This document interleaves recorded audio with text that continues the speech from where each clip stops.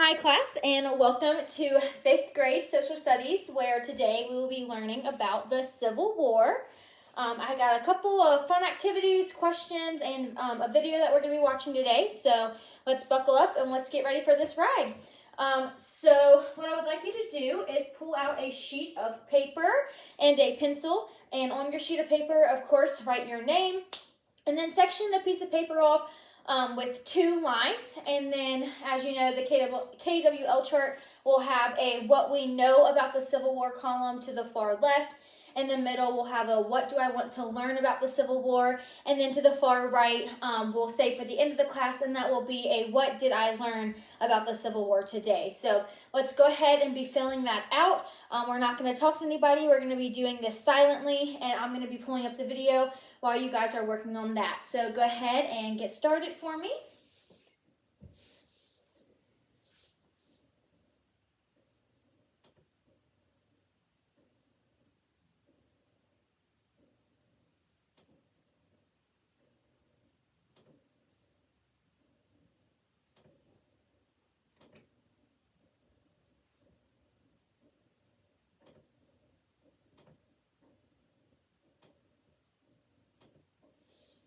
Okay, and let's go ahead and watch the video.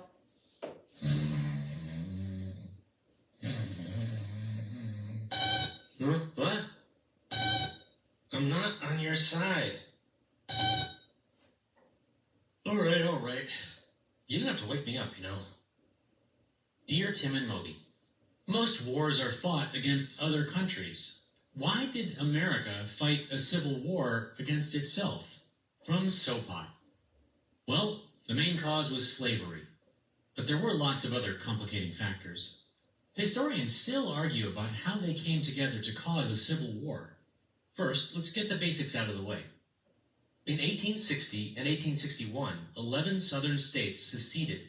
That means they left the United States to make their own country. They called themselves the Confederate States of America, or the Confederacy. The 24 states that stayed with the U.S. were called the Union. In April of 1861, Confederate troops fired on Union soldiers at Fort Sumter in South Carolina. The Civil War began. President Abraham Lincoln knew that if he let states secede from the country whenever they wanted, it would set a bad example for the future. Anytime a state didn't like the rules, they could just leave. But that's just what the Confederate States did. They argued that the Constitution gave states the right to leave whenever they wanted.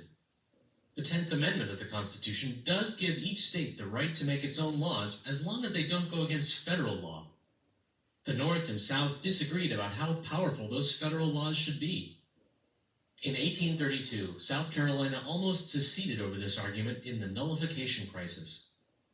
South Carolina wanted the right to nullify or cancel a federal tariff that was hurting its economy. A tariff is basically a tax, usually on trade. Tariffs usually favored northern industry and hurt southern farmers. There's no doubt that economic differences between the regions contributed to the Civil War. And the entire southern economy depended on slavery. By the time the U.S. Constitution was adopted in 1787, most of the states north of Delaware had made slavery illegal. They felt that slavery went against everything the United States was all about. From then until the Civil War, slavery divided the North and the South. Free states were especially worried about the Louisiana Purchase lands bought from France in 1803. They didn't want any new states to be pro-slavery. In 1820, northern and southern states agreed to the Missouri Compromise. It basically divided the Louisiana Purchase evenly between slavery and freedom, and it set a balancing rule so that for every free state that joined the Union, a slave state would also join. But in 1854, Southern politicians managed to pass the Kansas-Nebraska Act.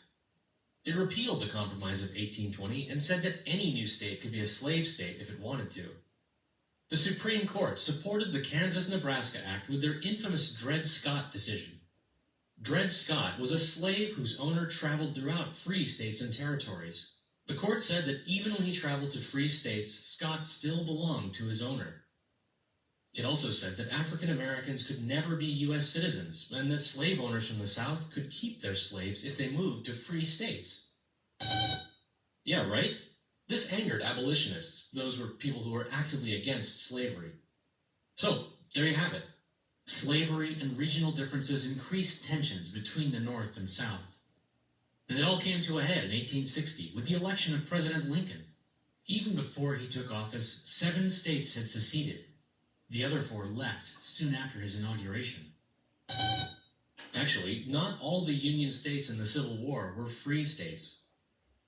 Delaware, Maryland, Kentucky, Missouri, and what would become West Virginia were pro-slavery but anti-secession. These border states fought with the Union to keep the country together. I know it's a lot of ground to cover, and believe me, there's a lot more detail if you're interested in it. By the way, you're on my side. Okay.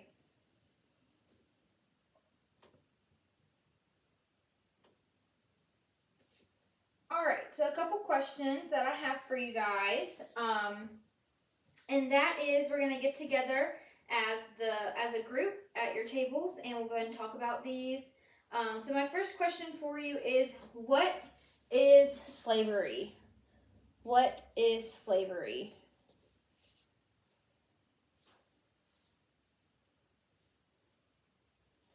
Okay, awesome. So an oppressive system where people were treated as property and didn't have any right to be free. Okay, that is kind of the definition of slavery. So you can go ahead and write that down. Perfect. My next question is, where did the slaves come from? Africa, yeah, good job. More specifically, the Gambia River, Fujian, Guangdong, and from the tribe Thais.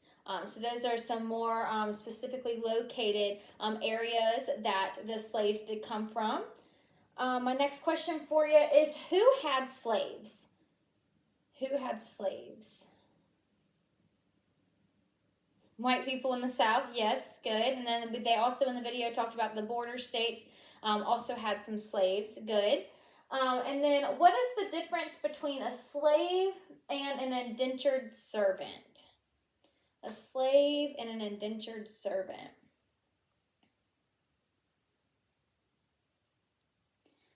An indentured servant can be freed after working for a certain period of time when their contracts are over. So they are given a contract for a certain amount of years. And then once they have completed that contract with whoever they're working for, they are eligible to be free. And then they kind of become a part of the community. So kind of in the states, at some point, they weren't allowed to be U.S. citizens. As we know now, that has been changed. But they are free from their worker, and they can go and kind of do what they please. And for a slave, they're not given any freedom, causing them to remain slaves until they either escape from their leader or until they are, kind of just freed or released from their owner. So there's that. And let's see here. So here are some pictures of slaves.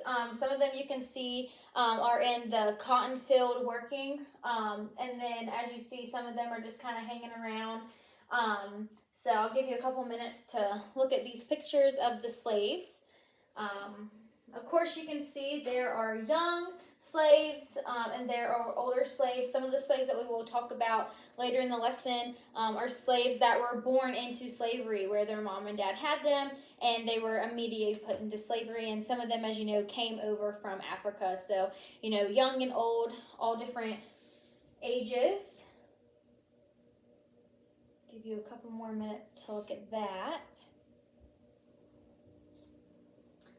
All right. So next, what I would like us to do is I would like us to take turns coming up here. And you can draw with the active board marker. The red will be the southern states, the green will be the border states, and then the blue will be the northern states. So we'll go ahead and do that as a class. Who wants to go first? Great. And then you can just pass the pen to your next person.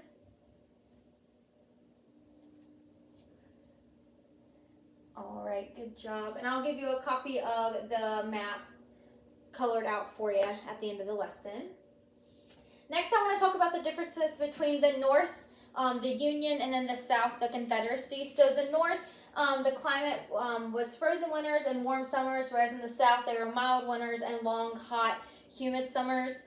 The North were more cities and factories, where the South was more agriculture, so plantations, farms, cotton fields, and then of course the South had slaves. In the North, African Americans, for the Northerns, they were free, but they were not equal to the white people. And in the South, African Americans, there were a small minority of free slaves. Probably after their indentured servant contracts were over, they were free. Definitely not considered equal. But then, of course, they had slaves, people who were not free, who were owned by their owners.